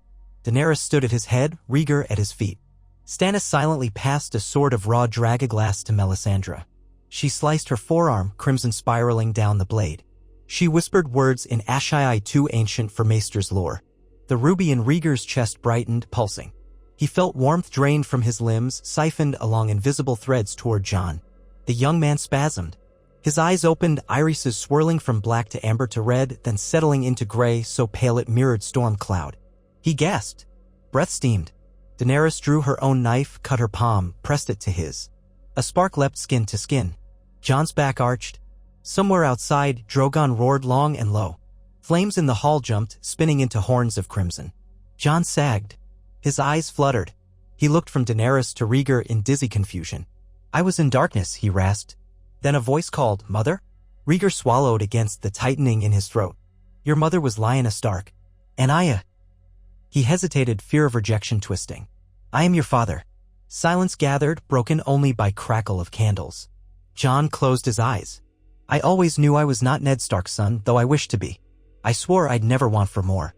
He opened them again, gaze locking Rhaegar's. But the wall needs every truth. You speak as one who bled for it. I will not deny you. Emotion flooded Rhaegar so swift he trembled. He steadied himself. We have no time for tears. You saw the Night King. He rides east, gathering giants of ice, Jon said, voice gaining strength. But he seeks something else, a place where the wall thins in the gorge of the Millwater. He means to shatter it, unleash flood of white south. How soon? Daenerys asked. Days. A week at most. Rhaegar turned to the map pinned against a timber beam. The Milkwater Gorge lay nearly 50 leagues east, terrain impassable for large hosts unless they flew. He looked up. Drogon and Rhaegal can bear us. Viserion still mends, but 2 may suffice if we strike swift. Take me, Jon said. You can barely stand, Stannis objected. He is Azor, a high reborn, Melisandre intoned. Fire and ice within one sword. He must stand where night falls hardest. Rhaegar met Daenerys' eyes, understanding passed between them. Then we fly at dawn. Morning bled scarlet across a sky bruised by perpetual twilight. Rhaegar mounted Drogon behind Daenerys, the dragon's furnace heat scalding through leathers. Jon swung astride Rhaegal with aid from Tormund and Tyrion. Melisandre rode pillion, red robes whipping. Stannis remained to marshal ground forces westward should the first strike fail. At Daenerys' command, wings unfurled. They launched in thunder of air. Below, the wall and army shrank, swept beneath clouds. Wind knifed their cheeks. Frost spiderwebbed Rhaegar's brows, melted by the ruby's radiance. He clung to Daenerys' waist as Drogon arrowed east. They spotted the breach hours later, a churned plain where snow melted to slush under unnatural cold. The Night King stood at its center, flanked by 12 of his lieutenants. Thousands of whites circled like carrion, clawing at icy berms. At the gorge's far edge, murky, jagged, lay cracks already climbing the wall's face. If it fell here, the river valley opened straight toward the neck and onward into the green heart of Westeros. Rhaegar and Daenerys traded a look. She banked Drogon. Flame sheeted downward. Jon mirrored, though Rhaegal's breath glowed a softer, gold-green. Whites incinerated by the hundreds. Yet the Night King merely lifted a hand and the flames curved aside, parted as water round a rock. Ice spears formed in a halo about him, suspended, waiting. Melisandre pressed lips to Rhaegar's ear. The ruby let the fire within bloom. He closed his eyes, surrendering. Heat exploded outward. The gem burst in starbright light, vaporizing mail around it. Fire poured from his chest, weaving through air, mingling with Drogon's breath. They dove, a comet of incandescent scarlet. Spears flew. Melisandre flung both arms wide, her rubies bursting. Walls of shimmering heat deflected 2, 3, 4. One spear tore through Drogon's wing membrane, the dragon shrieked but kept dive. At the last instant Jon leapt from Rhaegal's back, cloak billowing. He landed between the Night King and Crack, Longclaw gripped in both hands. Frost hissed from its edge, but flame coursed the fuller, turning the steel into molten night. He advanced. The Night King lunged, ice blade descending. Rhaegar's comet slammed earth between them. Steam detonated. Rhaegar rose from crater, hair aflame with ruby sparks, gaze fixed on ancient blue eyes. He raised a hand. Fire and shadow twisted, forging a weapon of ember steel, twin to the one in Jon's grasp. Father and son stood shoulder to shoulder. What is dead may never die, Jon muttered, but we will teach it pain. They crossed blades. Ice met on fire. The clang reverberated like breaking worlds. Behind, Daenerys circled, Drogon spitting flame walls that forced lieutenants back. Rhaegal swooped low, torching the White Horde. Through the inferno, Rhaegar and Jon pressed, driving the Night King step by step toward the gorge's edge. Ice splintered underfoot. The Night King pivoted, thrust. Jon parried, shards exploded, slicing his cheek. Rhaegar swung high, Emberblade catching the crystal sword and shearing half its length. The Night King hissed something like cracking glaciers. He hurled a fist forward. Frost shot outward, a wave seeking to engulf. Rhaegar braced, but Jon drove Longclaw point first into earth. The frost wave met the blade and shattered, turning to white vapor. Melisandre's chant rose in crescendo, syllables whipping away on the gale. Her blood dripped onto snow, and where each drop fell, a red flame sprouted, tiny but pure. They spiraled, drawing lines that enclosed the Night King in a cage of living fire. He brandished the remaining piece of his sword, readying a final blow aimed at Jon's heart. Rhaegar stepped into path. Metal met crystal.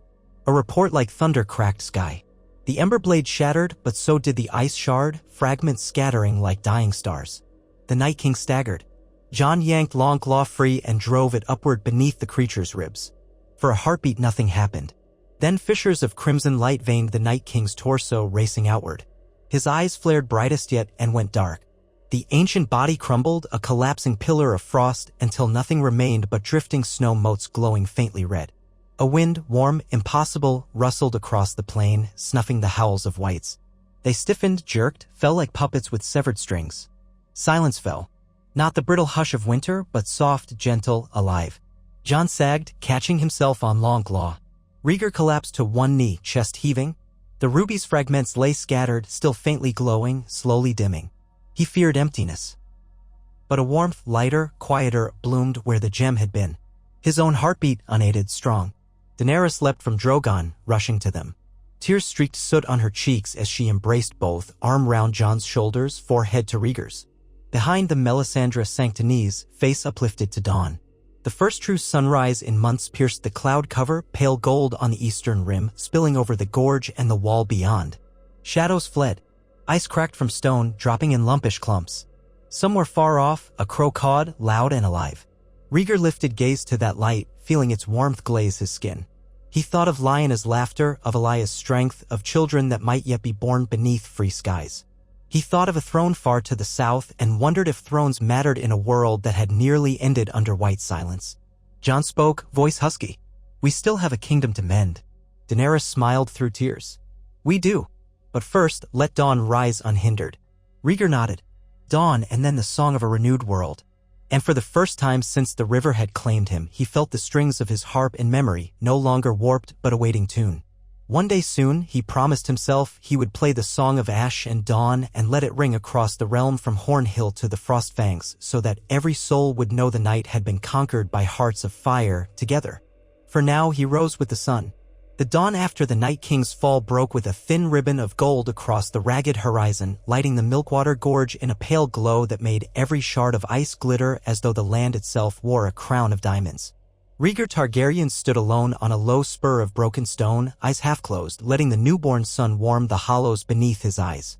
A light westering wind tugged gently at ruined mail and at the pale lengths of his hair, streaking them in bright banners against the sky. Around him lay a battlefield that resembled more a frozen cathedral collapsed beneath its own vast weight than any field of war, heaps of shattered ice things that once were men, dark glass daggers fused to their breastbones where the spark of sorcery had died.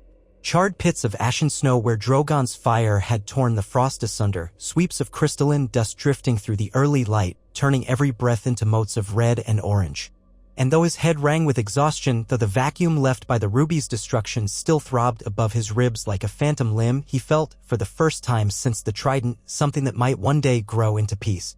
It was tentative, fragile, as if a harp string plucked too hard might shrill and snap. But it lived. And so, improbably, did he. Footsteps crunched behind him. Jon Snow drew alongside, cloak of patched black wool fluttering. Beneath the shaggy hood his face looked older than its years, yet the terrible pallor of his resurrection had already begun to flush with fresh color. A narrow strip of linen wound his cheek where the Night King's shrapnel had kissed him. He followed his father's gaze across the empty plain. "I hardly dared hope we'd wake to silence," he murmured, voice gone raw with smoke and cold. "Silence is never lasting," Rhaegar answered, soft. "But each dawn buys us another song." Jon let that sit between them, turning it like a blade hilt in thoughtful fingers. At last he nodded toward the wall, a monolith of white rising calm and implacable. Far along the ridge unsullied patrols trudged and small, driving iron pickets into slabs newly shorn clean. The wound that the Night King had ripped through the ancient ice already yawned half as wide as the King's Road, but teams of giants were lashing timber, dragging blocks of compacted snow, sealing every fissure. Where dragonglass spikes met fresh stone the surfaces steamed faintly as if the world itself sewed shut and scarred. "Stannis means to fortify the gorge," Jon said. "He asked for your leave to ride south for men and grain the moment he's sure this front will hold." Rhaegar scanned the horizon, measuring shadows, listening to the faint hammering of giants at work. "He has it. Winter is wounded, not slain, and the living must eat before they can rebuild." A shape wheeled overhead. Rhaegar traced a slow arc above the wall, the torn membrane of his wing patched with curious jade knots of fresh regrowth where Daenerys' salves had hardened.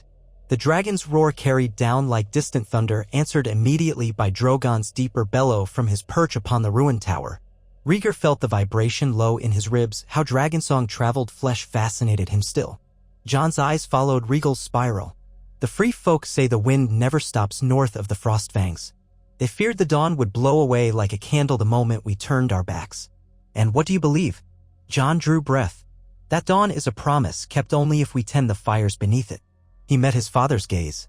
My vows to the watch remain, yet the wall no longer needs a guard alone. It needs architects, shepherds, healers, voices that carry south. Then you will carry that voice, Rhaegar said. There was no order in the words, only a still certainty. Take what rangers will follow your banner. Stannis will lend you horse and grain. Begin where winter took the greatest toll, last Hearth, Carhold, the Wolfswood villages. Tell them the long night ended because the living stood together beneath fire and steel. He hesitated. Tell them a son of Lyanna Stark still breathes for them. Jon swallowed, emotion flitting across his wounded face. You trust them with the truth? A secret may shield a man, but it withers a realm. Rhaegar inhaled cold, pine-scented air, feeling it scorch his lungs. Such secrets cost the North its lord once. They must never again. Something in Jon's shoulders eased. He dipped his head, gloved hand clasping Rhaegar's wrist in silent oath. Then I'll go at first light tomorrow. They stood another minute, two silhouettes braced against the wind. Words were unnecessary, the quiet between them, once filled with a lifetime of unasked questions, now thrummed with a raw, unbreakable accord. Later that morning, as thin ribbons of gold coaxed color from every ice shard, Daenerys found Rhaegar where the previous night's pyre still smoldered. She wore a riding surcoat of deep wine red trimmed in silver, her white gold braid falling thick as a rope down her back. When she spoke, steam curled from her lips like smoke from a newly lit brazier. Stannis has broken camp, she said. His Stormlanders march by sunset. He left men enough for the Watch's garrison, but most ride south to gather armies before Cersei smells weakness. Rhaegar knocked snow from a charred beam with the toe of his boot, watching sparks bleed away. And you? My place is with Drogon. She glanced skyward, the dragon crouched gargoyle still on the tower's edge, tail lashing idly. I'll return to Dragonstone first. There's grain there, and dragaglass for every northern village if we break the vaults beneath the rock. And the smallfolk who fled when Stannis burned their idols will come home if I give them bread and work.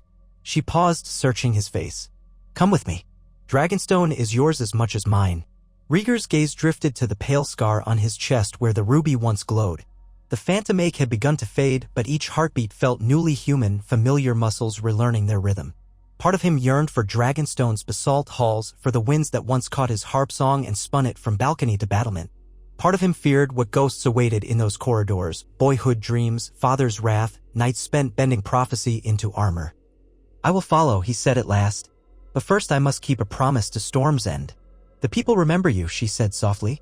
They'll bend knee the moment you ride beneath the walls. Let them remember the ember, not the dragon, until we've shown them fire can heal.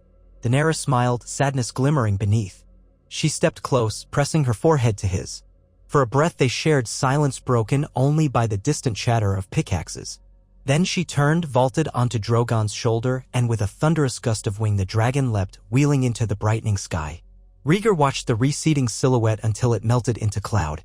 By that afternoon he rode south with a company no larger than a minor lord's hunting train, Garrick Pike and a dozen Ironborn, Cavo Volentin's Sellsword archers, 5 giants striding at the rear bearing sledges of salvaged dragaglass, and 200 free folk volunteers under Tormund Giantsbane, the wildling chieftain refusing to remain idly behind a wall when there were southerners to frighten into paying their debts.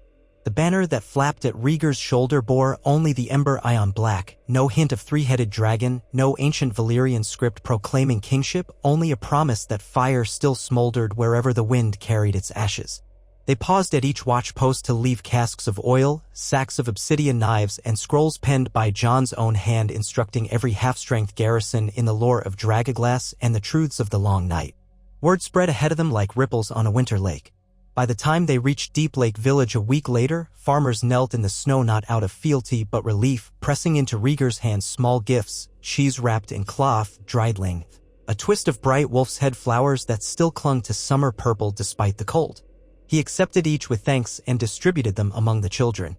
Garrick muttered that such mercy would water the sharp fangs of war, but Rhaegar answered that fangs break if the jaw starves. At Carhold they found Spear Wife Val, now styled Lady Val at the insistence of Lord Ronald Karstark, leading a ragged council of survivors in the Great Hall. Stone walls still bore scorch marks where undead had climbed over the parapets, but every hearth burned. Val knelt as Rhaegar entered, though he lifted her at once and clasped her forearms in greeting. She offered quarter and a feast of pickled ram and turnip soup. The talk lasted long into the night. When Rhaegar rode at dawn, Carhold's forges clanged with new hope, a levy to reinforce Castle Black, shipments of smoked meat for the coast villages, and, at Rhaegar's suggestion, a marriage pact between the stubborn Stark bannermen and Val's most prominent wildling chieftains. A line in the wall between Wild and South had blurred. He meant to see it erased. Snow deepened as they turned southwest toward the neck. Twice their scouts drove off raiders wearing marsh-green cloaks. Reeds, Garrick guessed, grown desperate for supplies. Rhaegar ordered no pursuit. Instead, he left behind sacks of barley and a slate board bearing the chalked message, "Dawn is for every faith." 3 days later, Mira Reed herself arrived in the night, guiding a raft across an ice-choked tributary flanked by 50 Crannog spearmen. She sought the man her brother's green dreams once foretold, a dragon with a heart of ember who would mend the spear that shattered the dawn. They traded tales beneath a half-frozen willow. Before dawn, the Reeds swore an ancient vow of hospitality, vowing every Crannog blade to guard the marsh paths should southern armies march north to disturb the fragile peace. Beyond Moat Cailin, the world transformed. Winter's iron grip loosened, if only slightly, frozen rills pulsed beneath crusted ice, and brown, trampled heather poked through thin snow. Southbound ravens beat overhead as though eager to announce his coming. They crossed the Blue Fork on makeshift pontoons engineered by Tormund's giants, then followed the river road toward the Trident. Near Maidenpool, Rhaegar found the land soaked in rumor thicker than spring mud. Word of the Night King's fall had arrived on Dragonback, tales of a silver prince returned from death-robbed taverns of quiet. Some insisted he was a white in glamour. Others swore he bore a sword hotter than wildfire. When Rhaegar's small party entered the town gates, children ran beside the horses chanting half-remembered verses of The Last Dragon of Summerhall, a song Rhaegar himself had once written for harp. He kept his hood low, but the chords stirred old memories. Hazy afternoons bent over lute strings, Lyanna listening from a shadowed alcove, her laughter brighter than any highborn lady's titter. In the market square, they found a gibbet newly erected. Twisting at its end swung a carved wooden doll, Robert Baratheon rendered crudely, belly enormous, crown askew, with a boar's tusk driven through painted heart. Below, a peddler sold honeyed almonds while reciting lurid verses lampooning the late king's habits. Rhaegar halted his horse, stared at the effigy's vacant eyes. Garrick spat and muttered it was just, yet unease coiled like smoke beneath Rhaegar's ribs. Revolutions were built on laughter. They tended to feast on those who laughed loudest once the headsman sharpened his axe. That night they quartered in Maidenpool's dilapidated manor hall, sharing bread with Lord Mutton's war-torn household. Over greasy lamb shanks, Mutton confessed half the crownlands now sat in shivering limbo, Cersei's grip secure on her renhal but threadbare across the King's Road. Tyrell supply trains delaying as Lady Olenna weighed whether starving lions proved better allies than humbled dragons. Behind close oak doors he begged Rhaegar to reveal himself and rally faithful houses before anarchy swept the region. Rhaegar gave Mutton only this: "Keep your gates open to the hungry, bury your dead with prayers to any god who will listen, and the dragons will come when the time is right." They departed before dawn. By mid-morning, a rider bearing storms and colors thundered up from the south, a boy no older than 14, face wind-burned raw, gasping that Lady Shireen Baratheon begged Prince Rhaegar to hurry. Her father had marched inland toward Bitterbridge to break a Lannister column, but rumors of Cersei's approach along the Rose Road led Stannis to recall his forces. Worse, a fleet flying the Kraken had appeared in Blackwater Bay, its intention obscure. Tormund growled that Krakens above water were a bad omen. Garrick spat again, this time cursing his own Ironborn brothers for chasing glory beyond sense. Rhaegar dismissed half his company to deliver Dragoglass caches to Dragonstone's vaults. With only 50 men, 3 giants, and the Storm's End courier, he rode hard down the King's Road, reaching the marchlands by the second night. There the weather shifted from brittle cold to damp, bone-soaking fog. Flurries turned to sleet, sleet into icy rain. The world stank of rotting leaves and half-frozen horse dung churned to gray paste under iron-shod hooves. On the third morning, they broke from tree cover onto a rise above the northern stormlands. Beyond rolling hillocks, 2 armies sprawled across fields of sodden stubble, banners snapping in frigid gusts. On their right, gold lions of Lannister fluttered beside the crimson hearts of House Swan, though many of the Stormlander sigils hung limp, perhaps forced by tribute rather than loyalty. On the left, quartered yellow stags on black, blunt green boars, fell silver bells, and a ragged ember-black standard at the center, the token Rhaegar had left Stannis months ago. That small banner, no larger than a septa's veil, now rippled from the tip of Stannis's personal lance. Across a churned strip of no man's land, archers already traded shafts that hissed like hornets. Garrick muttered, "Seven hells, we're late." Horns blared below. The Lannister vanguard advanced in staggered wedges, halberds angled forward like boar's tusks. Stormlander lines tightened, siege carts lumbered into place. Overhead, dark clouds pressed heavy and swollen with sleet. Rhaegar stared, mind ticking. 50 men could not tip a battle of thousands, but a single flame could divert the wind. He turned to Tormund. "How well can you climb Whetstone?"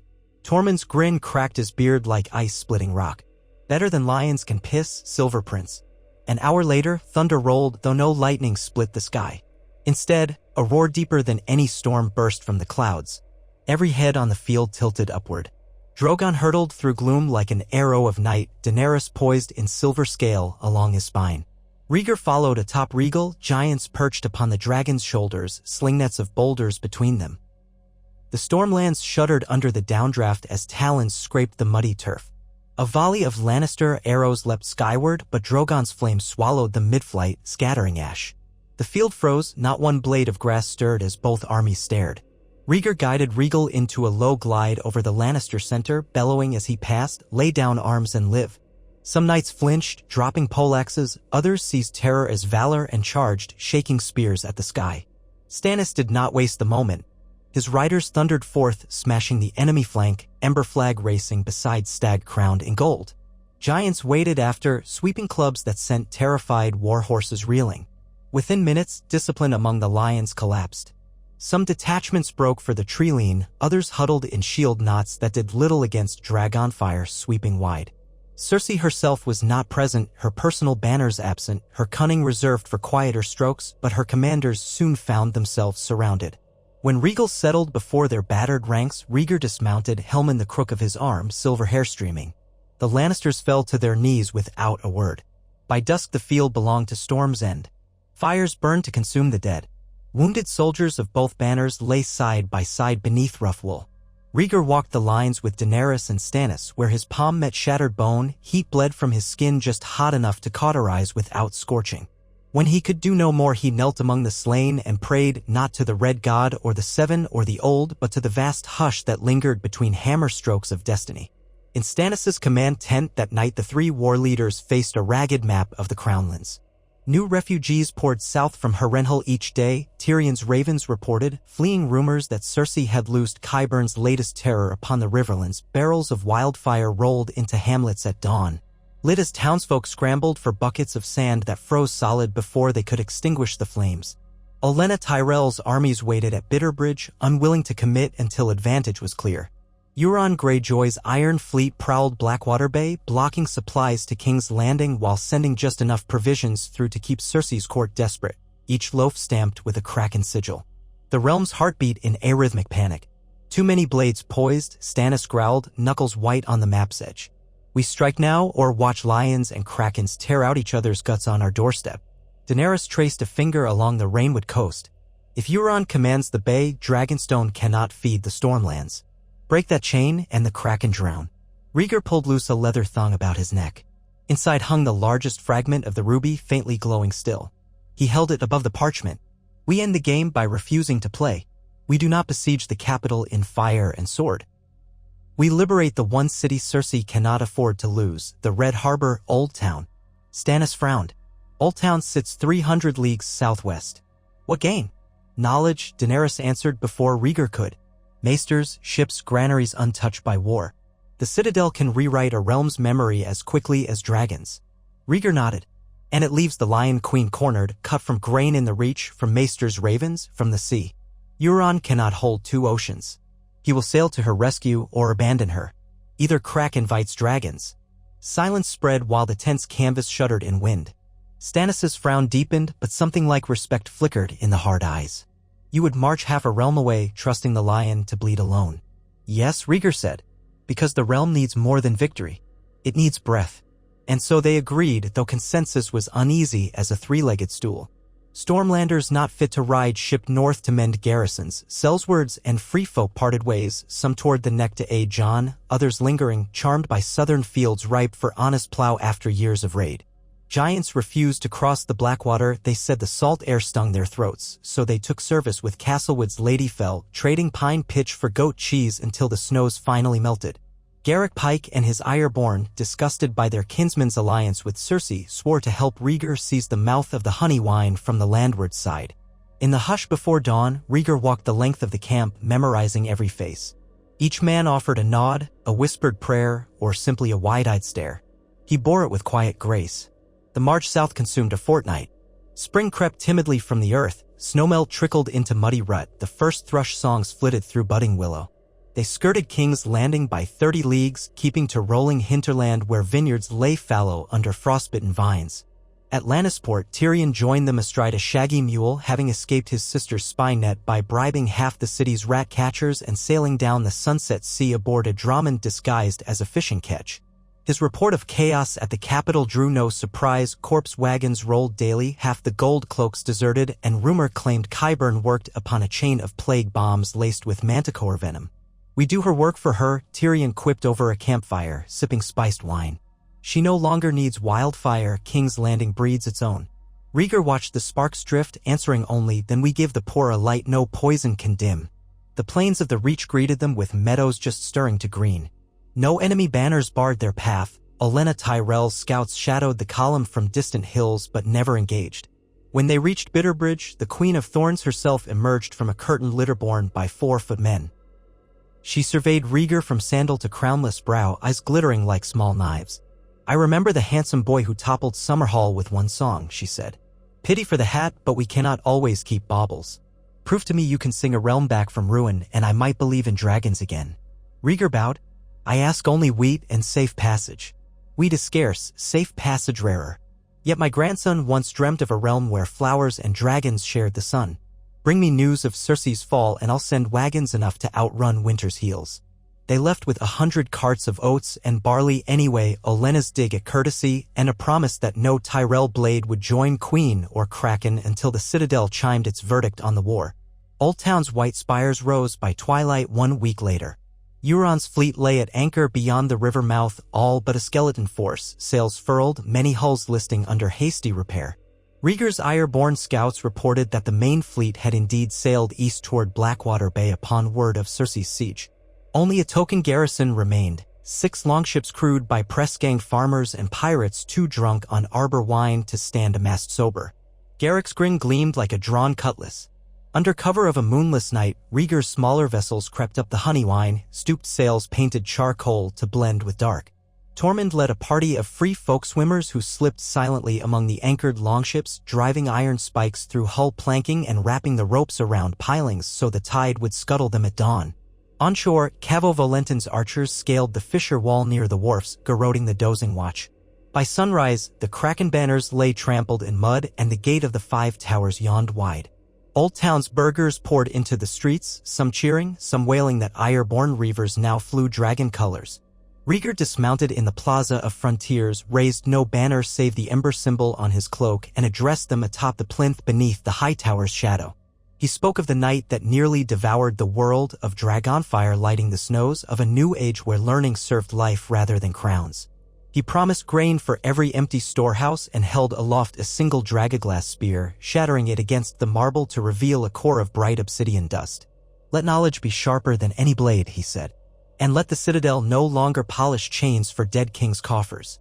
The speech traveled on whisper and ravenwing. Scholars descended from the Citadel, white robes flapping like startled swans. Archmaester Abrose, ancient and stoop-shouldered, pressed trembling lips to Rhaegar's ringless hand. "Summerhall burned to give birth to you," he murmured. Perhaps winter's chill was needed to prove it. Over the next fortnight, Old Town transformed. Black-cloaked archivists opened sealed vaults of grain.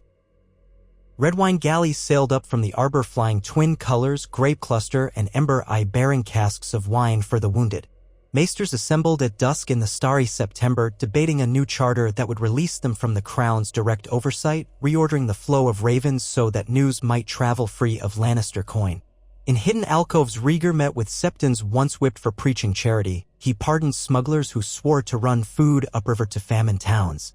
And each night, when the harbor fog glowed copper under torchlight, Rhaegar climbed the high tower's topmost balcony and set his harp against the parapet.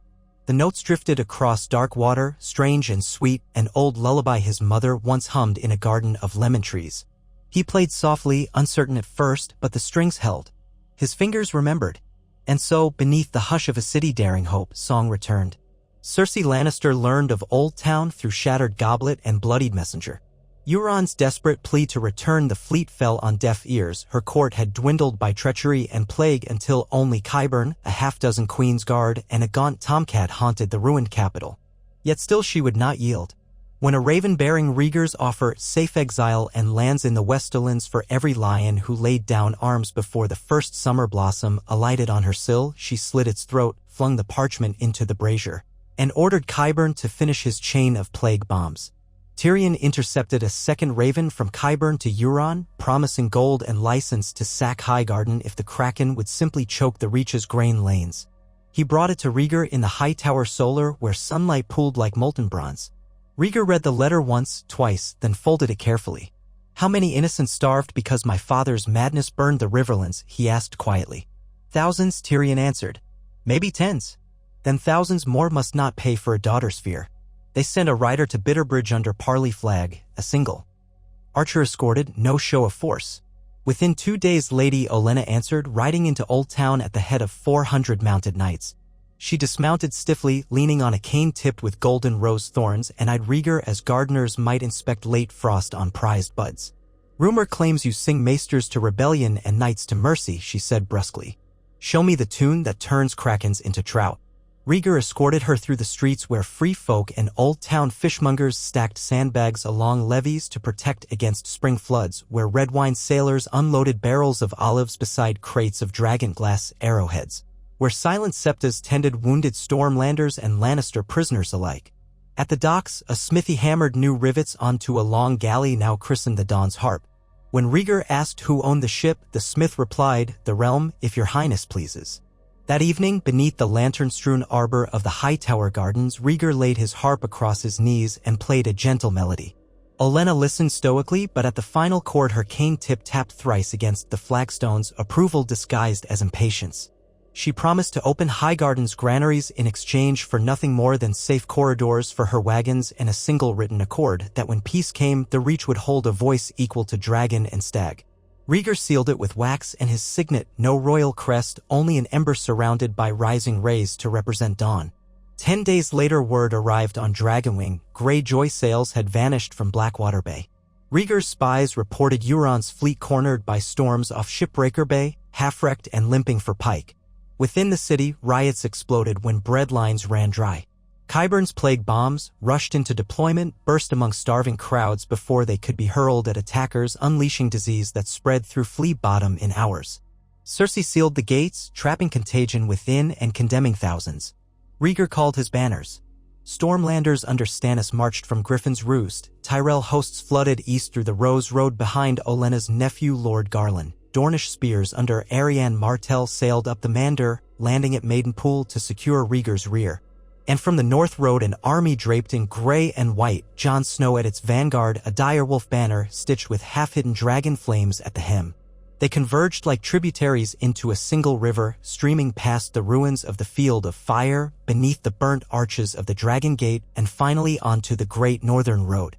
When they crested Visenya's Hill, King's Landing lay in ruinous sprawl, smoke coiled from empty spires, the once ruby waters of the Blackwater now stagnant green from wildfire scum. No gates barred them, plague had broken the hinges from within. Silent streets greeted boots of 3 realms worth of soldiers. They advanced unopposed to the shadow of the Red Keep. There, on the dry moat's far side, a lone figure waited in tarnished coronation gown, crown lopsided on gilded curls gone limp with grease. Cersei's eyes were twin embers of fevered hatred. At her feet lay a single urn, obsidian stopper rhymed with verdigris. Qyburn's last plague bomb. Tyrion rode forward raising a gauntlet hand. But Rhaegar dismounted, shrugged off cloak and mail, and walked barefoot across broken stone. The hush carried his footfalls like drumbeats. Cersei laughed, a sound brittle as cracking ice, and gripped the urn's iron handle. "One step closer and we all die, Dragon Prince." Rhaegar stopped 10 paces away. He bowed, not the courtly flourish of long-vanished galas, but a simple bending of spine in respect. "I know what grief can do," he said, voice low but carrying. "I've watched kingdoms burn in a father's fear. My own madness nearly carved the world in two. Do not let vengeance write your epitaph. Cersei's grin split red raw at the corners. Vengeance wrote mine the day you stole my crown. Even dead, you usurpers haunt me. She raised the urn. Rhaegar's fingers twitched, some old instinct to dash forward, to wrench the weapon away, to let flame devour him first. But he breathed, felt the ghost of Ruby's warmth where his heart beat steady. I did not kill your children, he said. Your father's games did. The wheel spins, Cersei. I offer mercy so you may break the spokes rather than perish beneath them. Her hand trembled. For an instant the fever behind her eyes flickered, grief, terror, perhaps a shred of longing for escape. But the moment passed. She ripped the stopper free. A hiss like escaping breath filled the courtyard. No plague burst forth. Qyburn's brew had spoiled in haste, weeks of rot and shifting heat had turned it to inert sludge. Cersei stared, slack-jawed, at the trickle of black fluid dribbling down her wrist. Guards rushed from every arch. She screamed, clawing at nothing, as chains closed about her arms. Rhaegar watched, a heavy sorrow blooming. Some tragedies refused redemption. Yet the realm had survived her longest winter, for the living dawn awaited. In the throne room, wild bluebells sprouted through cracked marble where wildfire explosions had ripped the domed ceiling months earlier. Light speared in dusty columns, painting the Iron Throne in rays of gold. Rhaegar approached the twisted sword seat, memories churning. His father's skeletal figure draped in royal red, the smell of scorched skin, the crack of Jaime's blade ending a mad dream. He lifted a hand. It hovered above a blade's jagged edge. Behind him boots echoed, Daenerys, silver and red scales dulled by soot but eyes bright with strange calm. Jon stood at her side, Starkwolf adorning his breast, Tyrion and Stannis and Olenna fanned out behind. Soldiers lined the walls, Stormlander, Dornish, Reachman, free folk, even a pair of maesters with soot-stained chains. The realm watching. Rhaegar turned. This throne killed more than wildfire ever could, he said. Let its last act be to teach us what power truly costs. He unsheathed Longclaw. In 2 strikes, he severed 3 rusted blades from the seat's forward edge. The throne sang, a shrill metallic wail. He lifted the broken lengths toward the audience. Power is a servant, not a master. Today we forge a council of realms. Dragon, stag, wolf, rose, spear, kraken, and any who will stand unbowed. One voice alone cannot guide a kingdom this bruised, but many hearts may yet heal it. He stepped back. Daenerys approached, touching the seat's cold iron. She closed her eyes, as if hearing ghosts. Then she too turned. Let it stand as symbol only, she said quietly. If ever we forget what fear wrought, we need only look. Jon placed a mailed fist over his heart. Stannis, grim, nodded once. An acknowledgement that duty had changed shape. Olenna's lips quirked. Tyrion exhaled as though he had held the breath since birth.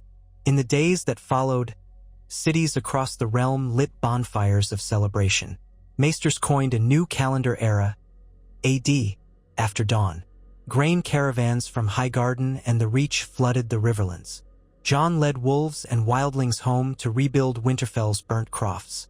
Stannis returned to Dragonstone to oversee dragonglass mining for the Night's Watch. Tyrion wrangled parchment armies of accountants to forgive taxes on orphan villages. For the first time in living memory, the Iron Bank lent coin at interest small enough for common farmers. And Rhaegar? He spent mornings in the palace gardens, teaching children songs on a wooden harp. Afternoons he rode the city streets on a plain brown horse, talking with fishwives and smiths rebuilding burnt shops. At dusk he joined Daenerys atop the Honeywine balcony newly built on Maegor's Holdfast, watching dragons wheel above the glowing harbor. Each night they spoke softly of the world they would leave for those unborn. One spring dawn, as pink clouds streaked the eastern sky, Daenerys placed Rhaegar's hand upon her belly, smile trembling. Tiny heartbeats fluttered under his palm, 2, faint yet certain. Tears stung his eyes. The prince who once chased prophecy had found a future truer than any vision. Far to the north, beyond the frost-rimmed lakes, the pale aurora still danced, but its chill no longer carried dread. Children of the forest sang in hidden glades, whispering that men had learned at last to temper fire with mercy. On the wall, giants carved runes of dawnlight into new-grown timber while sworn brothers planted weirwood saplings in thawing soil. In Old Town, the Citadel released a tome bound in silvered leather, the Song of Ash and Dawn, chronicling how dragon and wolf, rose and stag, free folk and maester, united to shatter the longest night. And in every tavern from White Harbor to Dorne, minstrels plucked strings to a new refrain, sometimes gentle, sometimes fierce, always rising in hope. When winter's breath cut mortal throats, and daylight dimmed to dying coal, a prince of ember forged a note, to weave the broken land whole.